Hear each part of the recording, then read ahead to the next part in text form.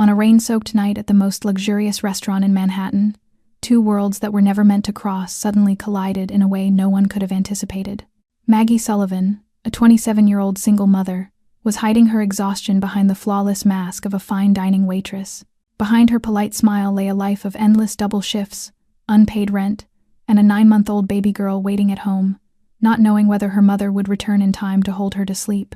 And then there was James Callahan, a name that made the entire New York underworld tremble with caution, who entered the restaurant with a presence that seemed to freeze the air itself. Every guest fell silent, every server held their breath. The atmosphere grew heavy under the sheer weight of his arrival. Yet what stunned everyone that night was not a weapon, nor a security detail at his side.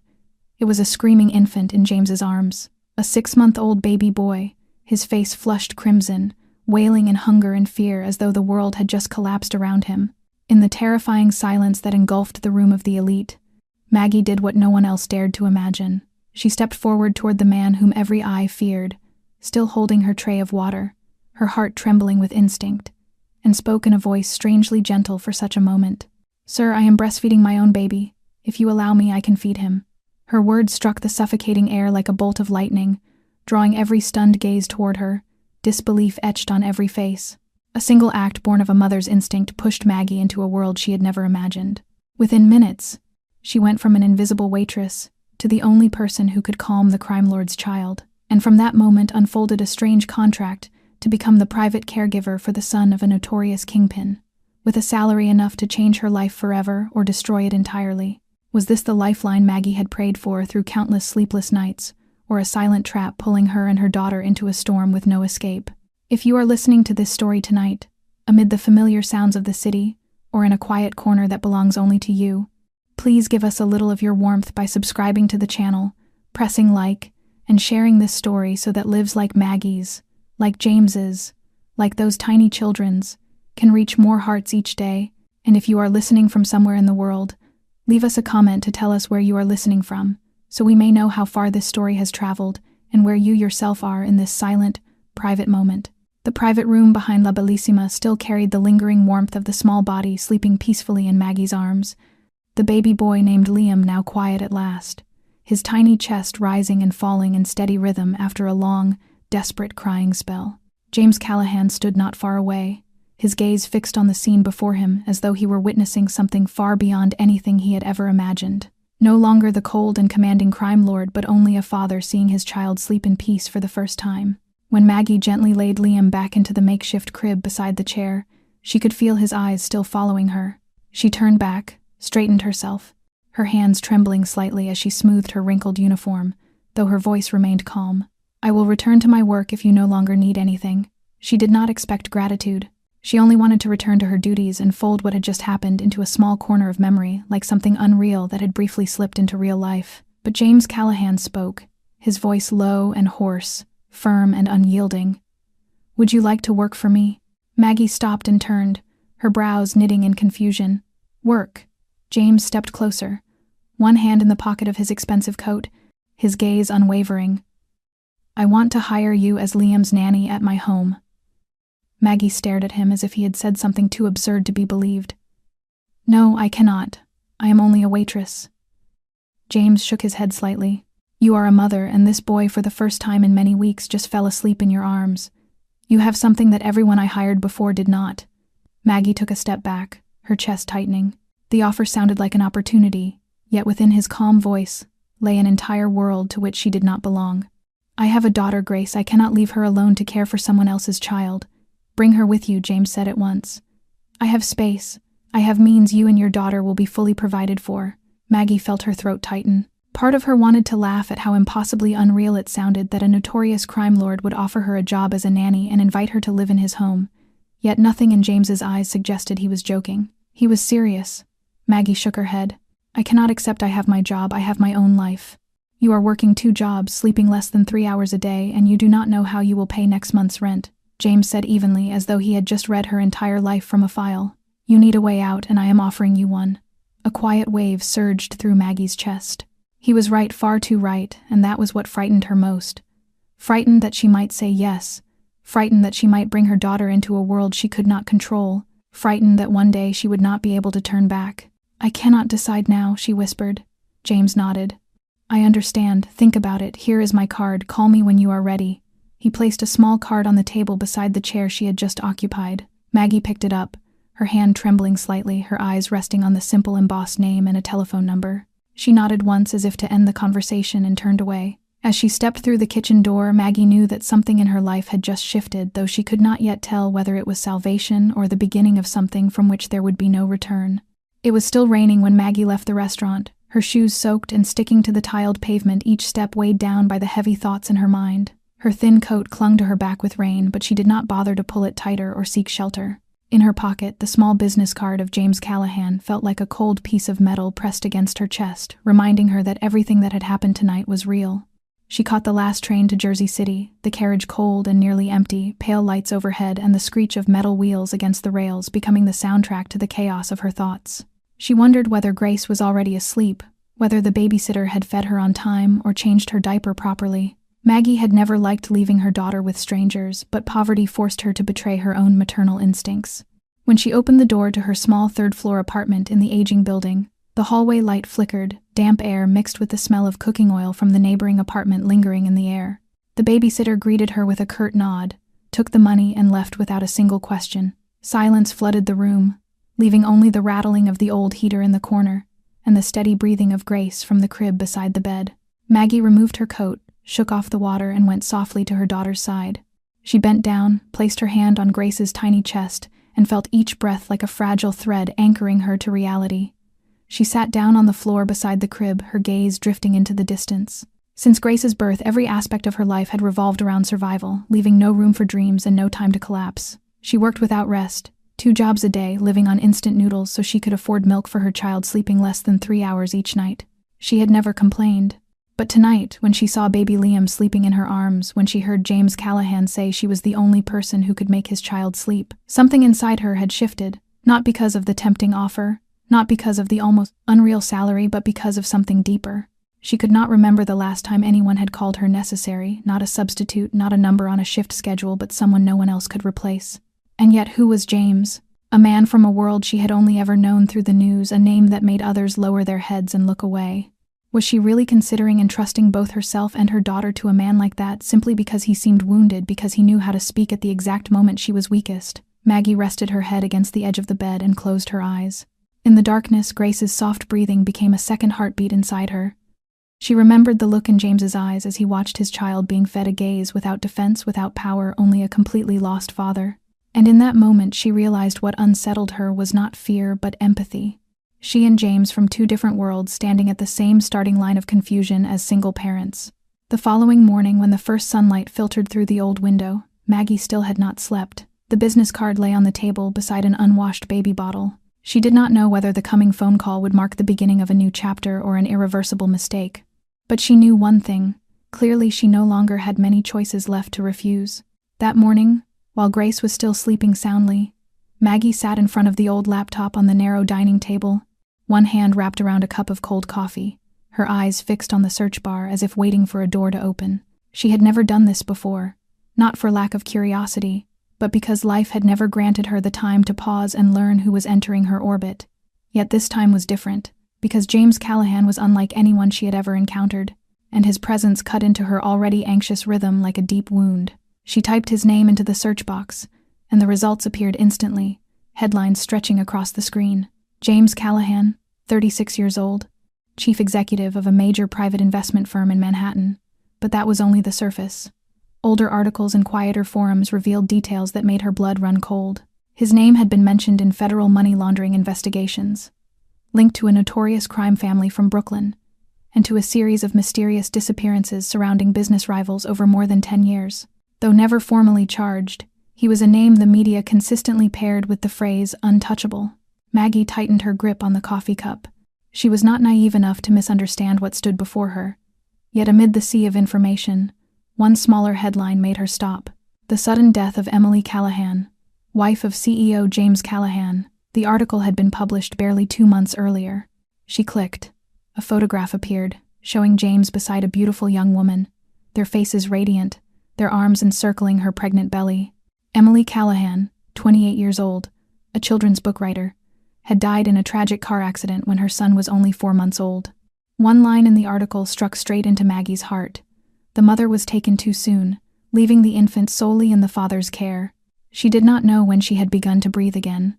All the cold authority and pride she had seen in James suddenly became impossibly fragile.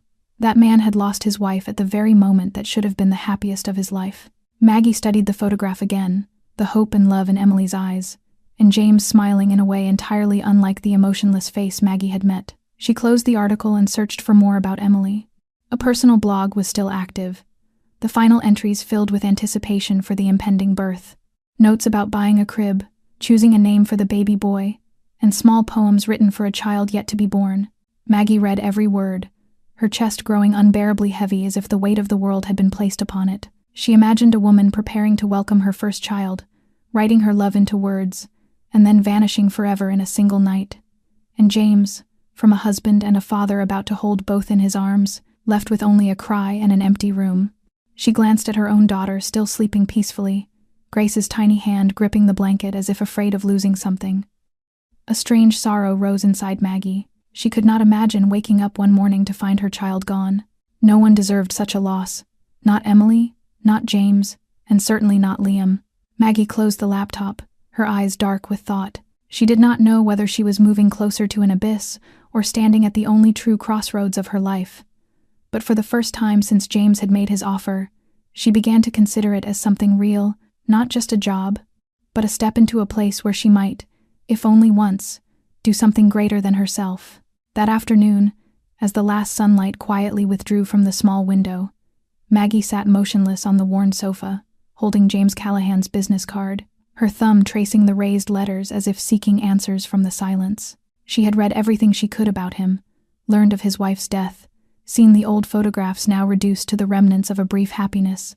But more than that, she had seen the emptiness in his eyes when he looked at Liam and the desperation hidden beneath the armor of power. Grace slept on her lap, her breathing as light as morning air. Maggie looked at her a while longer, then gently laid her in the crib, picked up the phone, drew a long breath, and dialed the number. The phone rang only twice before a voice answered, low, familiar, and astonishingly calm. "Hello, this is Maggie Sullivan." A pause, then James replied without haste or surprise, "I was waiting for your call." Maggie tightened her grip on the phone, straightening her back as if he could see her posture through the line. "I have thought it through, I will agree, but with conditions." James's voice did not waver. "I am listening." Maggie swallowed. "I am not from your world. I do not work for money alone. I will only accept if I know for certain that my daughter will be safe. Grace is everything to me. If I work for you, she comes with me everywhere. No one is allowed to take her. No one is allowed near her without my consent." "Agreed." His answer came so quickly it made her hesitate. But she continued, "I will not live in some mansion and become a nanny for your entire family. I care only for Liam. I do not serve tea. I do not take orders. I do not pretend not to see what I should not see. I do not hire people to pretend. And I need the right to leave at any time. If I sense danger, if I feel that Grace is no longer safe, I will leave immediately. No bindings, no consequences." James was silent for several seconds. Then he spoke slowly, as though measuring every word. "I understand, and I agree to all of it." Maggie closed her eyes. She did not know why it felt as if she had just won a battle she never wanted to enter. "One more thing." Her voice softened but remained firm. "I want to see Liam first, in a private space. I want to know that he is truly comfortable with me. No bodyguards, no strangers watching. Just you, me, and the 2 children." James answered at once, and this time his voice carried a trace of relief that Maggie was not sure she imagined. "Agreed. I will have everything arranged. Tomorrow afternoon, a car will pick you and Grace up at 3 o'clock. Maggie nodded as if he could see it. "I will be ready." She ended the call, placed the phone on the table, and sat in silence for a long time. Part of her still could not believe she had just agreed to step into a world where all rules were rewritten by one man alone. Yet another part, deeper within her, felt strangely calm. She had set her conditions, she had drawn her boundaries, and he had accepted them all. For the first time in many months, Maggie felt as though she was reclaiming a small measure of control over her own life. She stood, walked to Grace's side, and gently brushed her hand over the soft, thin hair. "We will try, my love. Just try." If anything feels wrong, I will take you away immediately. But if things are as I hope, perhaps, just perhaps, this could be a new beginning." In that small room where dreams had long been crushed beneath bills and exhaustion, hope was quietly returning, like a faint light at the end of a tunnel. The following afternoon, precisely at 3 o'clock, a sleek black SUV pulled up in front of the old building where Maggie and Grace lived. The driver was not wearing a suit as she had imagined, but only a black leather jacket and a knit cap, giving a slight nod when she stepped out with a small bag and a child car seat in hand. Maggie held Grace with her left arm, her right hand opening the car door, her palm icy not from the weather but from the tension threading through her veins. She had said she would try, and now words were turning into action. The car moved off, leaving the noisy city behind, crossing long bridges and winding suburban roads. The scenery gradually shifted, tall buildings giving way to bare trees in the late autumn wind, and villas appearing behind old stone fences. Maggie looked out the window, a feeling both unfamiliar and strangely peaceful rising within her. Grace slept in her mother's arms, her cheek resting against Maggie's shoulder, her tiny hand lightly gripping the safety strap as if clinging to something certain. When the car turned onto the long gravel driveway leading into the private estate, Maggie felt her heart beat faster.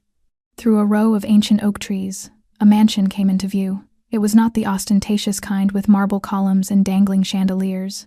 This house carried a classical severity, dark gray brick, black-tiled roof, and wide windows draped with white curtains, exuding solidity and cold restraint, yet it was precisely that coldness that made it impossible to look away. The iron gate opened smoothly, and the car stopped at the stone steps. An elderly woman with a stern manner opened the door, nodded to Maggie, and gently took the bag from her hands. There were no inspections, no questions. Everything unfolded as if prepared long in advance. Maggie stepped into the grand foyer and paused for a moment. The ceiling was high, natural light flooding through large glass panels, the wooden floor gleaming, and the faint scent of oak, mixed with lavender oil lingering in the air. A large oil painting hung on the front wall, depicting an endless field beneath a sunset sky. Nothing was showy, yet everything carried a solemn, restrained dignity, much like the master of the house himself. James descended the left staircase, dressed simply in a white shirt and gray trousers, bearing none of the appearance of the powerful crime lord Maggie had once imagined. He looked at her and Grace, gave a slight nod, then turned to the housekeeper and said that the east wing room was to be prepared for the mother and child with everything they might need. The woman nodded and led the way. Maggie followed, her shoes sinking softly into the thick, carpeted hallway, her nerves still taut. The room prepared for her, and Grace was on the second floor, right beside what she guessed was Liam's nursery. It was unexpectedly warm, with a large bed covered in white sheets, a small crib placed by the window, a changing table, children's toys, even a wooden rocking chair beside a small bookshelf. Maggie placed Grace into the crib, the little girl blinking sleepily before closing her eyes again.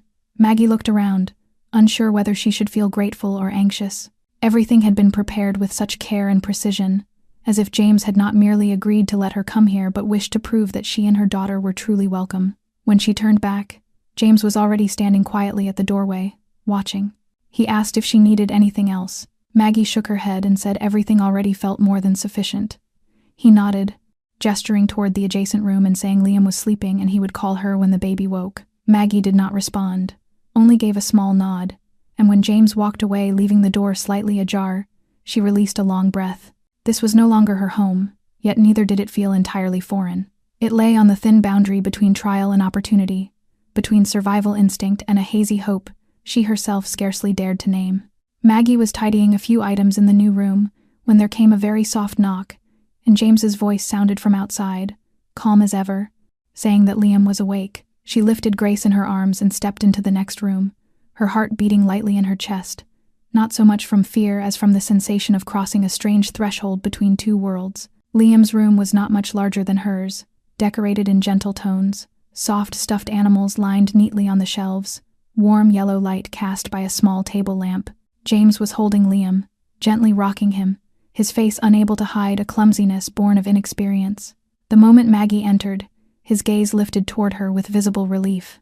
Liam saw the unfamiliar figure, his dark round eyes following her movement, then settling on Grace. Grace, too, opened her eyes wide, curiously observing the little boy before her as if sensing something familiar. Maggie smiled faintly, settled Grace on her lap, and stepped closer to James, her voice gentle as she asked if she might try. James nodded and carefully transferred Liam into her arms, his eyes quietly tracking every movement she made as though witnessing something sacred. At first Liam seemed hesitant, his tiny body stiff for a few seconds, but when Maggie began softly patting his back, her other hand firmly supporting his neck, the baby immediately nestled into her as if he had always belonged there. She sat down on the carpet and placed Grace beside her. The two babies, a boy and a girl only 3 months apart in age, began gazing at each other with instinctive fascination. Grace reached out and lightly touched Liam's hand, which made the little boy burst into a clear, delighted giggle. That pure laughter filled the room like a small stream flowing through stone, unexpected and pristine, and even James could not help letting out a quiet laugh. Maggie looked up and met his eyes, no longer shadowed but faintly warm. They sat in silence for a long while, watching the two children explore each other with awkward little touches and half-formed babbling sounds. Maggie felt a subtle shift, like a wall losing one brick at a time. James sat down beside her, not too close, yet no longer maintaining the cold distance he had held before. He asked softly what Grace liked most. Maggie replied that her daughter loved music and warm yellow light, that gentle melodies often lulled her to sleep. She asked in return whether Liam slept well, and James shrugged, half joking and half truthful, saying that since Emily's death, Liam seemed to sleep only when someone held him. Maggie did not ask about Emily. She knew it was a wound not yet healed, yet the way he spoke his wife's name without trembling or avoidance gave her a fragile sense of trust. When Liam nuzzled against her chest and Grace reached out to be picked up, Maggie drew the two babies closer together, and a strange yet familiar feeling welled up inside her, as if she had accidentally stepped into another version of a family she had never dared to imagine. James silently watched her manage the two little ones, his face softening, his hand resting loosely on his knee instead of clenched as usual. Maggie lifted her gaze to him. She did not know what awaited her ahead, but in this small room with two babies babbling and laughing, with a man who had endured loss and a solitary mother struggling day by day, there was something that felt like the first fragile sprout of hope. No promises, no vows, but enough to make her no longer feel lost. And perhaps, for a beginning, that was enough.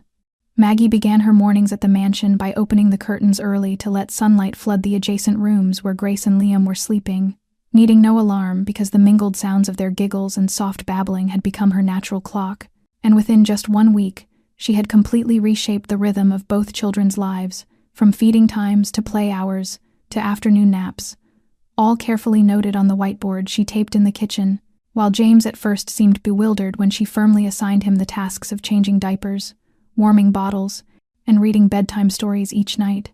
Yet Maggie gave him no chance to retreat as she placed the bottle in his hand, showed him how to hold Liam properly, and patiently sat beside him every time his clumsiness made the baby cry simply because he held him the wrong way. And slowly the atmosphere in the house began to change from a heavy silence into the sound of life itself, with soft children's music drifting through the mornings, the scent of warm porridge filling the kitchen, Grace's bright laughter when James played peekaboo with her, and his deep voice reading fairy tales with a seriousness so earnest it made Maggie laugh more than once. And one evening, after the children had fallen asleep, Maggie stepped into the kitchen to find James awkwardly cutting fruit with such intense concentration. She would have thought he was negotiating $1 million contract, and when she teased him about preparing for a secret banquet, he simply shook his head and said that Liam had managed to eat a whole spoonful of mashed banana that day, so he wanted to prepare more to try again tomorrow, and for some reason those words tightened Maggie's chest because she had never seen a father slice bananas with such care over so small a victory. And gradually they began sharing meals together, shy at first and later turning into a quiet routine, as Maggie cooked simple but comforting food while James set the table and poured the water and the two little ones sat in their high chairs beside them, and whenever Grace flung her spoon, James would wince as if she had spilled classified documents while Liam clapped and laughed until the table filled with sound. And one late night Maggie awoke to a faint rustling and stepped out to see light spilling from the living room where James lay on the floor with Liam asleep on his chest, one side of his shirt soaked with the baby's drool and a fairy tale book still open in his hand. And when he looked up at her, he signaled for silence and smiled softly. And for the first time, Maggie saw him without armor or cold authority. Simply a man trying to be a father, and she sat on a nearby chair watching them and then looking around the room, which no longer felt distant because small corners now held toys, children's books, bottles, and hastily folded cloths. And in that moment, for the first time since she had stepped into this house, Maggie felt something different, Not a job, not a duty, but the sensation of a home, a place that could be called home, even if only for a moment. And in that peaceful quiet, she realized she was smiling for no particular reason, other than the strange lightness and warmth in her heart, as if she had climbed one step farther out of the dark pit life had thrown her into. And perhaps this was not yet a family, but if there was anywhere to begin again, then this was the place. Yet that same afternoon, the sky turned heavy with clouds gathered thick over the hills of Westchester like an omen of something approaching, and while Maggie was rocking Grace to sleep, she heard heavy footsteps pass through the hallway, not the housekeeper and not James, whose steps were usually light. And the footsteps stopped at the end of the corridor by the door leading to James's private attic office, and she would not have paid attention had the door not closed with a weighty sound that plunged everything into silence. And later, when Grace slept deeply, Maggie laid her down gently and stepped out, intending to go to the kitchen for coffee. But as she passed the attic stairs, a low voice drifted down and made her stop. James's voice, yet not the one she knew with her and the children. For now it was hard and cold and so severe it chilled her, and though she did not mean to eavesdrop, the office door was not fully closed, and she heard him say that he had ordered silence, and that if anyone else was allowed near the estate, he would handle it personally. Then after a pause, another indistinct voice answered through the phone amid the whistle of wind through the window, and he responded that there was no agreement, that this was an order, and that if anyone asked they had never heard his name, and Maggie stood frozen as each word fell into place like a puzzle snapping shut. All the things she had read about him, the rumors of the underworld, the mysterious disappearances, the whispers the press dared not print, and her hands turned cold as if she had touched something forbidden. And she retreated quietly back to her room, closing the door behind her, though her heart still raced as she looked at Grace, sleeping peacefully, and suddenly felt that this house with its thick walls and silent corridors was hiding something, vast and dark. And through the rest of the evening, James behaved as usual, asking if Grace had eaten well, settling Liam to sleep, even making tea for Maggie. Yet that very normalcy frightened her, as she wondered how the same hands that changed diapers could give orders to erase someone without blinking, and how the same eyes that softened with tenderness over his son could be so merciless only hours before. And she sat opposite him in the living room, her teacup trembling slightly while he asked if she was all right, and she nodded and said she was only tired, though in her mind everything seemed veiled in mist as she began to question everything: the silent housekeeper, the driver who never spoke more than a sentence, the midnight calls after which James always left the room with a heavy face, and she remembered the first night she had seen him walk into the restaurant, carrying a crying baby, and how the entire room had fallen silent. And now she understood it was not only because of his wealth, but because of fear, and she went to bed unable to sleep, trapped in a labyrinth of maternal instinct, fragile trust, and a formless dread, as she wanted to believe what she saw each day: the devoted father, the man who had lost his wife and was struggling to hold onto what remained of life. Yet that low voice echoed in her mind like an unspoken verdict, and she drew her daughter closer, stroking Grace's soft hair and whispering a lullaby, knowing she could not leave yet, but also could no longer pretend she did not know that something was unfolding behind that door, and now she was no longer an outsider because she had stepped in too far to turn back. And the only question left was whether she would be strong enough to go on. The next morning, pale sunlight filtered through the thin curtains and fell across the small crib where Grace still slept peacefully, her tiny face serene as if the outside world had never held any darkness at all. But Maggie was not the same, for she had been awake all night, unable to stop thinking about the call she had heard, about James's words and the tone in which he had given his orders, knowing she could no longer pretend she had heard nothing and knew nothing, especially when her daughter's safety was being placed on a board whose rules she did not control. And when James entered the dining room in his rolled-up white shirt and dark trousers, neat and almost harmless in appearance, Maggie was already seated at the table with Grace sleeping in the crib beside her and Liam drinking from the bottle James had just prepared, and she looked at him without smiling and without evasion, and said that they needed to talk, and James paused briefly as he set the bottle down, his eyes growing still as he asked what about, and she answered that it was about last night, and that she had heard the call, and that he knew she had heard it, her voice calm, yet every word firm and unmistakable, and James remained silent for several seconds without denial, and without immediate explanation. And she continued that she had entered this house with conditions and had accepted a part of who he was that did not belong to her, but Grace did not belong to that world, and she needed him to guarantee one thing, and she needed to hear him say it aloud, that no matter what happened, her daughter would always be safe. And he looked at her for a long time with an expression that was not anger, but something close to pain, as if she had forced him to remember something he wished to forget. and he stood and walked to the window with his back to her while Maggie did not take her eyes from him, having prepared herself to leave if necessary, while still hoping she would not have to. And James finally spoke in a low voice, no longer sharp like during the call, saying that he would never allow anyone to harm Liam, and that Grace would be the same, and that he knew he could not change the past, but he could control what happened within this house, and that he would place Grace under protection as if she were his own flesh and blood.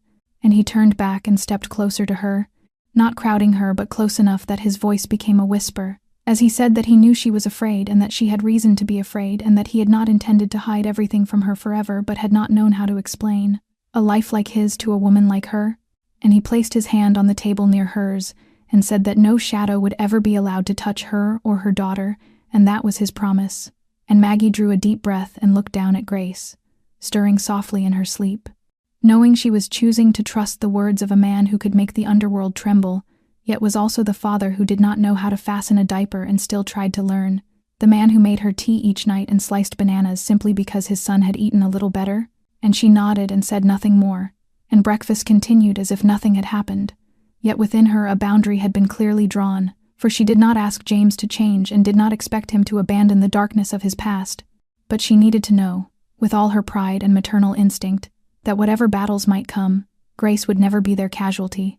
And James in his own way understood that more clearly than any spoken vow. And that night, when the lights throughout the mansion had gone dark, leaving only the dim glow of a small lamp in the living room, Maggie stepped out after putting Grace to sleep, meaning only to get some water, but she saw James sitting alone on the long chair with his eyes fixed on the darkness beyond the window and his broad shoulders carrying a nameless weight, and she turned to leave until he spoke in a hoarse voice, softer than usual, saying that Emily had liked to sit right there every night when the house fell quiet, and Maggie stopped and sat in the chair opposite him without interrupting and simply waited. And James leaned his head back and closed his eyes for a few seconds, before continuing that her name was Emily, and that he had met her when she was 18, in a small Brooklyn cafe, where he was a regular and she was a clumsy waitress who spilled coffee on his shirt twice in 1 week. And he gave a faint laugh without joy as he said that she was the only person who had never been afraid of him, and that even knowing who he was and what he did, she had looked at him as a normal man, and placed her hand on his shoulder, without questioning his past or demanding explanations. And when she told him she was pregnant, he had been more frightened than he ever had in his life, believing he could not be a father and did not deserve to be one. But Emily had only smiled, and told him that he had survived dozens of terrible battles, and that fatherhood was simply another. And Maggie watched him in silence, seeing him more vulnerable than she ever had. And he went on saying that Emily had died when Liam was only 4 months old in a car accident on a night when he had been in a meeting and had not been there and had not been able to hold her one last time or say goodbye, and that Liam now had no mother, and that he had believed money could solve everything by hiring doctors and nannies, yet Liam did not need anyone else but a mother, and he had not known how to give him that, and that every night the baby had cried until his voice broke, and each cry was another reminder of his failure to protect Emily and his failure as a father. And he lowered his head and covered his face with his hands as Maggie felt her throat tighten, and she moved to sit beside him without touching him, yet sharing the silence simply by being there. And when he looked at her again, his eyes were no longer cold but hollow with grief, as he told her that she had arrived without fear, with a child in her arms and a request no one else would dare to voice, and that she had given Liam what he could not, gentleness and warmth, and had filled the house with laughter and the scent of morning porridge and children's music, and more than that had made him believe there might be another way to live, even if only for a moment. And Maggie felt the presence of Emily in every corner of the house, in Liam's eyes and in James's fractured loneliness. But she also felt a fragile thread of hope, that from loss, something new might grow, something gentle and alive, and she placed her hand lightly over his, and for the first time James did not pull away, but let it remain as an unspoken apology and a wordless thank you.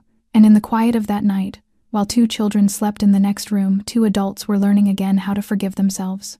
Since the night James opened his heart about Emily, the atmosphere in the mansion seemed to change, as if an invisible door had been quietly opened between 2 people who had once stood in entirely different worlds. And Maggie no longer kept her guarded distance, while James no longer wore his habitual coldness. Their mornings now, beginning with the laughter of Grace and Liam echoing from the children's room and spilling into the clumsy but earnest scene of 2 adults fumbling together with bottles, food, and clothes like an awkward yet determined family, as James learned how to hold his son properly, how to tell whether Liam's cries meant hunger or fatigue or simply the need to be held, while Maggie often watched him from a distance and at times deliberately gave him space with his child, believing they needed their own time to make up for what had been lost, guiding him in wrapping the baby in a towel after a bath, in wiping a child's ears with warm water, in telling bedtime stories even if they were the simplest of tales. And once James sat on the floor with Liam in his lap, while Grace leaned against Maggie's leg as all four of them played with wooden blocks, and Maggie suddenly noticed the patience in James's hands as he fitted each piece together, his eyes carrying no burden beyond the effort to make his son laugh, and her heart softened unexpectedly, warmed by something profoundly human and real. And on one rainy afternoon when they could not go outside as usual, Maggie built a small tent from blankets and chairs, Grace and Liam crawling in and out while James sat cross-legged and was compelled to play the dragon guarding a treasure. And Maggie laughed as he growled playfully, only to be defeated by a light tap from Grace's finger on his nose, before collapsing dramatically with star-shaped stickers scattered across his face. And Maggie captured that moment on her phone for the first time, daring to keep an image of this place, because it was no longer work but life itself. And on another evening, after both children had been lulled to sleep, Maggie was washing cups in the kitchen when James entered, carrying 2 mugs of tea without invitation or ceremony, merely a familiar gesture, and they sat together at the dining table beneath the warm yellow light, with steam rising gently from the mint tea, as she told him about the nights she had spent sleepless beside Grace, and the times she had been forced to choose between buying diapers or paying the electric bill. And he listened in silence, never interrupting, only nodding now and then, or tightening his hand when her voice caught. And then he spoke of the first days caring for Liam after Emily was gone, of the heartbreaking confusion when he could not soothe his crying son, and the despair of holding him to sleep without knowing if he was doing anything right. And their connection did not arrive with noise or sudden fire but through soft, steady touches like 2 heartbeats slowly learning to speak one language after old wounds. And Maggie began to trust James not because of what he said but because of how he acted when no one watched, in the way he stood in the hallway listening to Liam's laughter, in the way he cleaned scattered toys without complaint, in the way he nervously asked her what clothes he should choose for his son's first photo. And one evening when Grace suddenly developed a fever, Maggie panicked, searching for medicine, while James gathered the little girl into his arms and soothed her with his deep, steady voice, his hand trembling lightly against her forehead. And Maggie realized he was afraid not of any danger beyond these walls, but of losing something precious in his own hands. And after that night she allowed James to hold Grace to sleep more often, while she herself held Liam's small hand and gently stroked his back when he drifted in dreams. And no one spoke of it aloud, but every small act wove an invisible thread, slowly binding all 4 of them into a family no one yet dared to name, though in Maggie's heart she understood that trust was a fragile seed, and when tended with care it could grow even through the deepest cracks of the past. And at that moment it was beginning to take root. Yet that same afternoon the sky turned quietly leaden as if foretelling what was to come, when Maggie was folding clothes in her room and James appeared at the doorway with a more solemn expression than usual and told her his mother was on her way. And Maggie paused, for she had never heard him speak of his mother directly, only in passing allusions that revealed a distance not easily bridged, and she merely nodded and returned to her task, though her hands mistakenly folded a pair of mismatched socks. And an hour later a gleaming black car stopped at the mansion gate, and a woman stepped out with a graceful yet unyielding bearing, silver hair tightly swept up, each step marked by the innate pride of one who had weathered many storms and remained standing. And James went out to meet her, but she did not embrace him, merely placed a hand on his shoulder and walked straight inside. And Maggie waited in the living room with Grace playing in the crib and Liam having just fallen asleep on a small sofa with his head resting on a cushion. And Mrs. Callahan halted when her gaze fell on Maggie, saying nothing at first while her eyes swept the room like a blade, taking measure of every detail, before stating without greeting that Maggie must be her. And Maggie rose with a faint smile and introduced herself as the temporary caregiver for both children.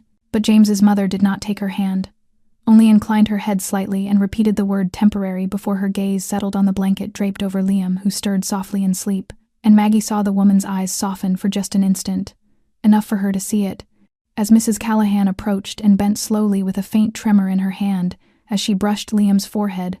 And Maggie silently observed, feeling she was witnessing something private and sacred, as the older woman confessed she had not visited the child since Emily's funeral, because she could not bear the thought of the girl growing up without mother and James becoming too much like his father. And when she turned to Maggie, her eyes softened further as she spoke of the boy James once had been, who had once wept over the death of an earthworm, before life hardened him in a house that had no room for weakness. and now she said she saw her grandchild sleeping peacefully in the arms of one, not of his blood, and did not know whether to feel grateful or afraid. And Maggie drew a deep breath and replied that she had not come to replace anyone but only wished Grace and Liam to grow up in a place not lacking in love, even if that place was imperfect. And Mrs. Callahan looked at her for a long time, before sitting beside Liam in silence, watching his steady breathing as rain whispered against the window. And James stood at a distance with surprise softening into relief. And when she finally prepared to leave, she paused at the door and said that the boy had slept very well, and thanked Maggie not for caring for him but for making her son listen for the first time in many years. And Maggie merely bowed her head, her heart lighter as if she had passed an unseen test she never knew she was taking. And after the door closed, James stepped beside her and touched her shoulder lightly, saying she had made his mother retreat a step, something no one had managed in more than 20 years. And Maggie smiled faintly, knowing that more important than that rare approval was the truth that even the hardest heart could not remain unmoved before a sleeping child held in the arms of genuine love. Maggie sat silently on the bed after a sleepless night while thick fog lay outside, and the pale light of morning was not enough to dispel the heavy weight in her chest. For just one day earlier, while she had been playing with Grace and Liam in the backyard, she had seen a strange man standing by the gate, neither entering nor speaking. Yet the way his eyes locked onto James when he stepped outside sent a chill straight down Maggie's spine, the gaze of someone accustomed to violence. And James, instead of showing fear or surprise, had simply stood there and returned the look in silence, as though the two men were already familiar with one another in nameless encounters.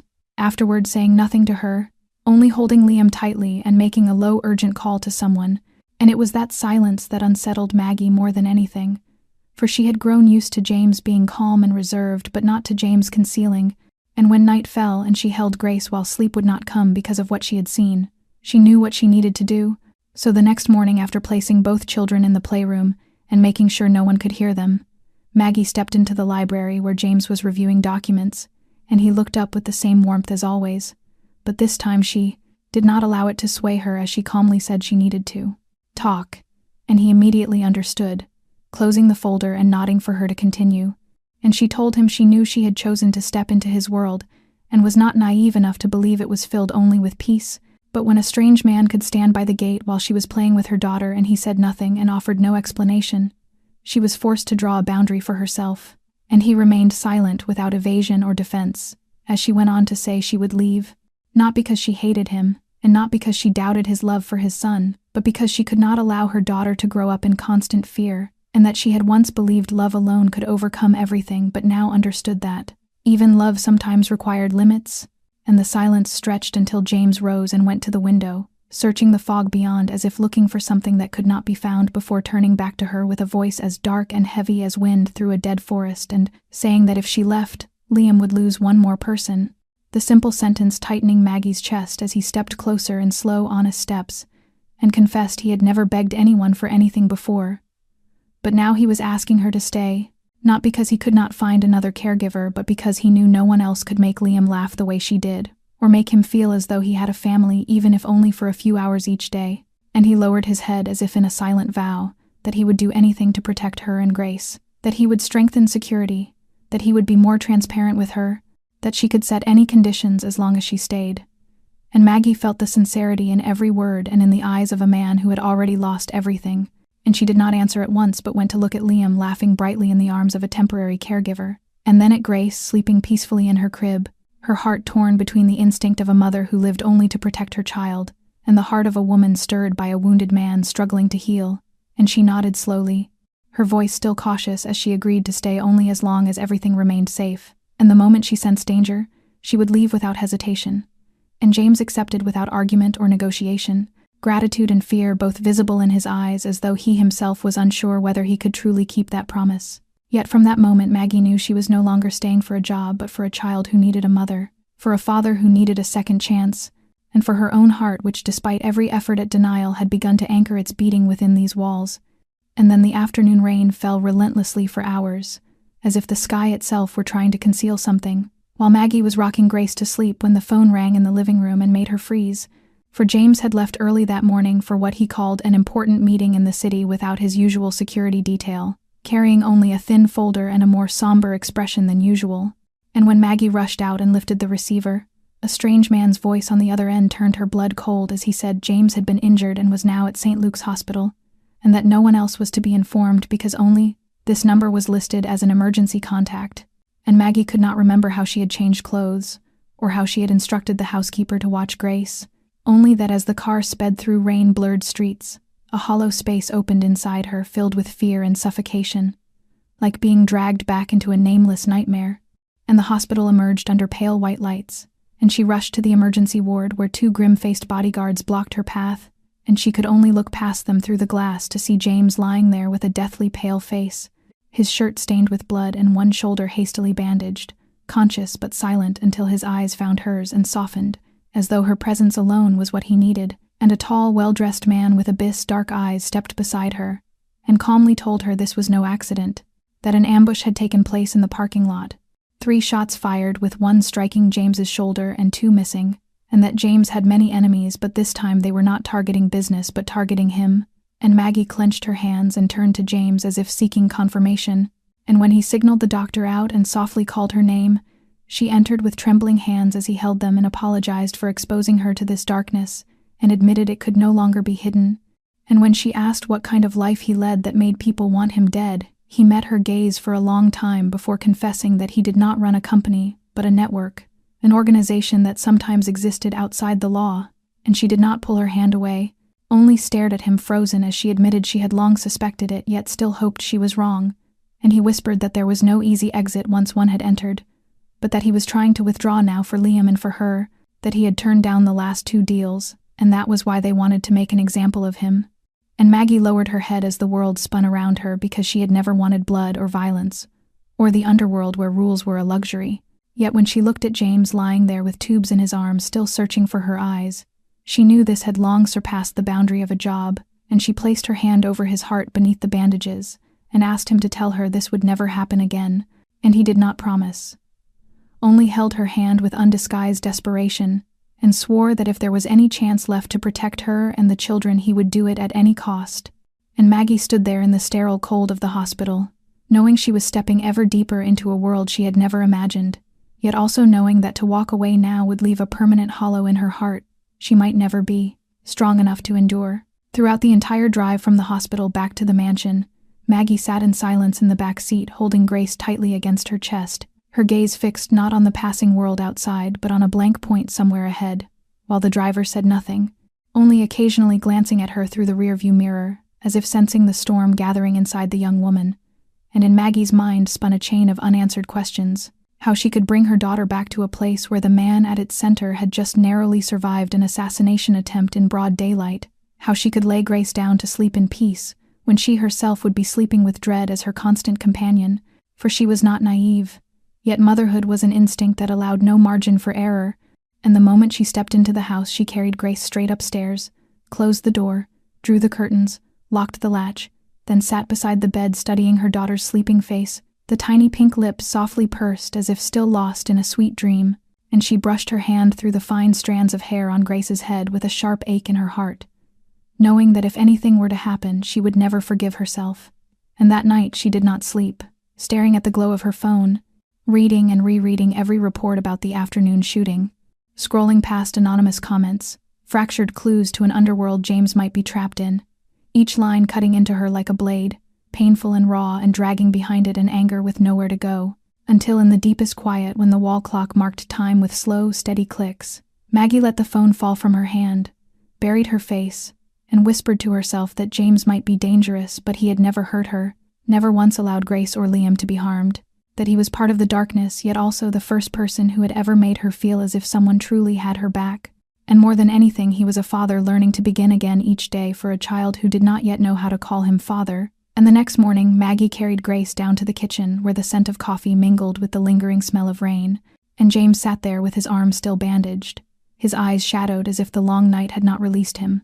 And when he saw Maggie he rose as if to explain something, but she lifted a hand to stop him and said quietly yet firmly that she needed to speak, that she had thought all night and weighed every possibility and could no longer pretend everything was fine. Yet she also could not leave, not for money and not out of pity, but because if she ran now she would be teaching her daughter to flee from what she did not understand, and she did not want Grace to grow up in fear but to learn that trust was not foolish when placed in the right hands. And James stood silent, looking at Maggie as if truly seeing her for the first time, stepping closer and lifting his hand only to stop halfway, his voice low and bare with fear, as he confessed that he had never known what fear was until he saw her name on the emergency contact list, that he knew she could leave and that if she ever did, he would lose the last good thing left in his life. And Maggie did not take his hand, yet she nodded and said that she would not go, but he must understand that trust was fragile, and she would not have a second chance to forgive once it was broken. And James nodded, his eyes reddening, and in that moment within the old kitchen washed in soft window light there was no Mafia, no danger, no blood-stained past, only two people trying to do what was right for the small lives they loved more than themselves. And Maggie knew this was not the easier choice, but sometimes what was right was not what was safest, but what gave the heart its only peace within chaos. And as she looked into James's eyes filled with fear and remorse, she chose to believe that though he came from darkness, he was trying to find his way into the light, for his children and for her.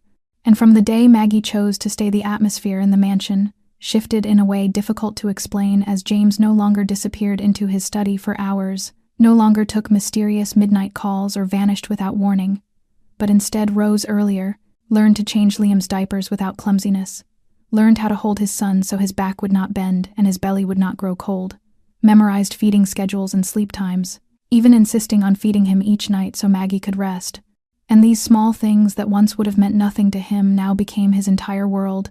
And one morning, as Maggie prepared breakfast, she paused on seeing James seated on the living room floor, assembling a new crib for Liam while making animal sounds that sent Grace into peals of laughter. The former man who once silenced an entire restaurant with his presence now quacking like a duck with banana puree on his shirt and disheveled hair, yet looking happier than he ever had since she met him. And the changes were not only in daily routines, for one night while Maggie rocked Grace to sleep, she heard voices from the library, and though she did not mean to listen, she caught the name Santos and the words $1 million deal. And James's voice was steady and unyielding as he said he was done, that he was pulling out, that he would not raise his son in a world he himself could not live within. And after a brief silence, he repeated more heavily that if the man on the other end did not accept it, then he should never call again, followed by the hard click of a phone set down. And Maggie said nothing the next morning. Yet when James brought coffee into the kitchen with wet hair and rolled-up sleeves holding Liam in one arm, he studied her for a long moment and quietly asked if she had heard, and she nodded, and he confessed he had turned down the largest deal in 3 years, a retreat and a risk, but that he could no longer live two lives at once, could not be both a father and a man with nothing to lose. And Maggie said nothing, only stepped forward to straighten the small bow on Liam's shirt, a simple gesture carrying 1,000 words of understanding. And in the days that followed, James contacted lawyers to move much of his wealth into legitimate channels, began meeting with partners outside the underworld, seeking to invest in education, establishing a small fund in Emily's name to support struggling single mothers.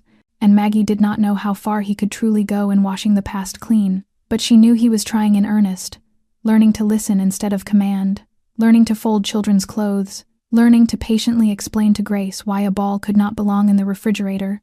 And one afternoon, as the family played outside, James turned to Maggie with an unfamiliar gentleness, and in a low, sincere voice, said he did not know if everything could ever be fully purified, but if he had a chance to begin again, he wanted that beginning to be with her. And Maggie did not answer with words. Yet when she leaned her head against his shoulder while Liam and Grace laughed across the grass, she knew that for this moment, at least she had been right to trust a man who had once been lost in darkness, but was now searching for the path back into the light. 1 month later, as the last strands of sunlight slipped through the treetops and bathed the backyard of the mansion in gold, James and Maggie sat on the old oak bench, his hand resting lightly along the back of the seat behind her while the two children sprawled on the grass playing with their toys, the breeze carrying the faint fragrance of wild roses along the fence, gentle as the moment itself. And James watched Grace laugh as Liam tugged at a cloth bear before turning to Maggie, his voice low and unhurried as if afraid of shattering the fragile peace between them, telling her that she had been here for some time now, and that although nothing was perfect, he could see how the 3 adults and the 2 little ones were gradually moving in a single rhythm. And Maggie turned to him, caution still visible in her eyes despite their softness, and after a brief silence, James drew a small envelope from his pocket and placed it in her palm, inside a key and a simple slip of paper, with the address written beneath a handwritten line that read, "Your home if you choose." And she looked at the key, then at him, and said quietly that she still had her own home, and he nodded as if he had expected that answer. saying he was not forcing her and only wanted her and Grace to know that this was not merely a temporary shelter but could become a true home if she wished. And Maggie closed her fingers around the cold metal, feeling its weight sink into her skin. For she had thought of this more than once. Of moving fully, of living as a family with 2 children and a man struggling to cleanse his past. Yet the shadow of fear still stretched long from wounds James had not fully revealed. And she had never known complete peace, but at least she had always retained her own agency. And here, if everything were to fall apart one day, would she truly be strong enough to leave again with her child? And she drew a deep breath and spoke softly so only James could hear that she was not saying no, but that she needed more time. Needed to be sure that this place was truly safe, not just today but in the days to come. Needed to know that he was changing not only for the children or out of guilt, but because he himself truly wished to live differently. And James nodded slowly with no disappointment in his eyes, only understanding. For though patience was not a trait he had ever known, he was learning to step back for Maggie, and he reached out and gently took her hand, saying he could wait and only needed her not to give up on him. And Maggie smiled, her nod a wordless promise, while the children's laughter rang out before them, and the sun melted behind the trees. And though uncertainty still lived in her heart in that moment, as James's hand tightened around hers, and his gaze met hers without flinching, she knew she was still walking the right path. Slowly, perhaps, but truthfully, and what is true is always worth waiting for. And mornings in Westchester began with the soft sounds of nature and the clear laughter of the 2 children.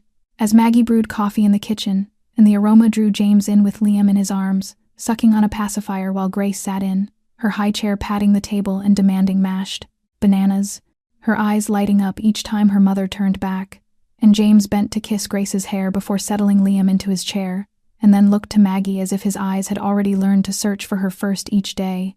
And after breakfast, all 4 went out to the garden where James lifted Liam onto his shoulders, and the boy squealed with delight, while Maggie spread a large blanket beneath the tree and brought a small basket of toys, including the stuffed bear Grace could not sleep without.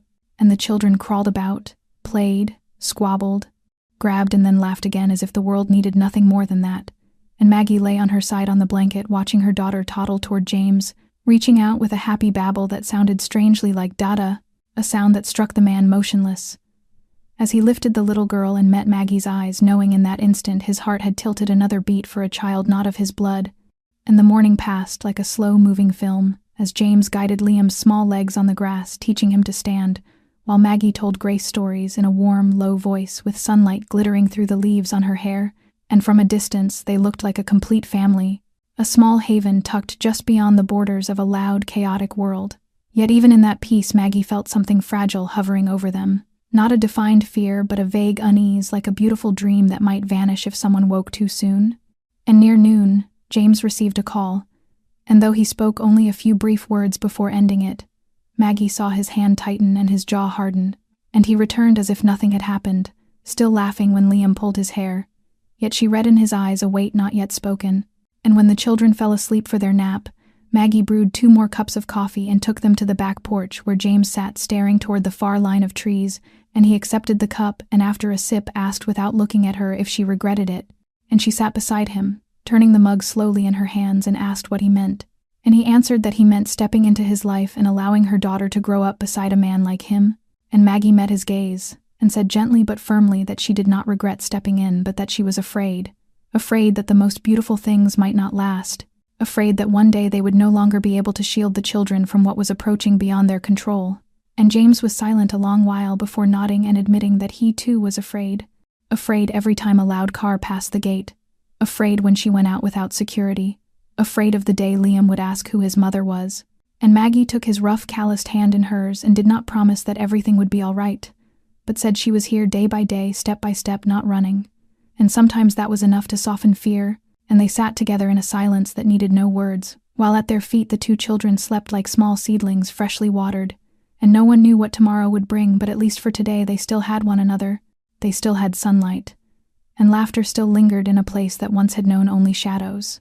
That night the rain fell softly. Not violent, but steady enough for droplets to kiss the large living room windows where Maggie stood motionless, one arm wrapped around a cup of tea that had long gone cold, gazing out into the garden, soaked beneath the warm yellow lights where she had once laughed with James and the 2 children under a gentle afternoon sun, everything seeming still there, the breath of peace feeling close and almost tangible yet fragile enough to ache. With Grace and Liam already asleep, James silent in the library, and only her alone by the window facing the questions her heart had yet to answer, for she had stepped into this world through a single impulsive act born purely of maternal instinct, nourishing another child in the midst of a luxury restaurant, never imagining it would become the beginning of a journey torn between hope and peril. And James was no longer the man who terrified her, yet not entirely the one she could trust without reserve, standing instead on the boundary between two worlds, just as Maggie now walked the tightrope drawn between reason and feeling, wondering whether his change was real or only temporary, whether she was walking into his redemption or being pulled into a vortex with no escape, whether a man who had lived in darkness could ever truly step into the light, and whether a mother who had once been paralyzed by fear could learn to love again. And yet when she turned her gaze toward the dim hallway, where the bedroom door stood slightly ajar, and two small lives slept in peaceful innocence, she understood one truth that needed no immediate certainty, that some steps must be measured in trust and time, and in a love strong enough to cross old scars. And Maggie's story was not a fairy tale with a white horse prince or distant magic, but the story of an ordinary woman weary, brave, and overflowing with love, who chose to step forward for her child, for a chance, and perhaps for a feeling quietly growing within her heart. And for you who are watching this video now, have you ever stood before a window like Maggie did? Have you ever wondered whether you were stepping into light or shadow? Have you ever hoped for something that once seemed impossible? And if this story has touched something within your heart, please leave a comment and share your most honest thoughts and feelings, because we always wish to listen to you. For every story is a fragment of life, and perhaps it is you who will become the inspiration for thousands of others. Do not forget to subscribe to our channel so you will not miss the moving and meaningful stories we share each day. Please press like and share if today's story has stirred your emotions, and introduce it as well to those you love, so they too may listen to something beautiful. Thank you for accompanying us throughout this journey, and may you and your family always be blessed with good health, peace, happiness, and a full life each day. Goodbye, and see you again in the next video.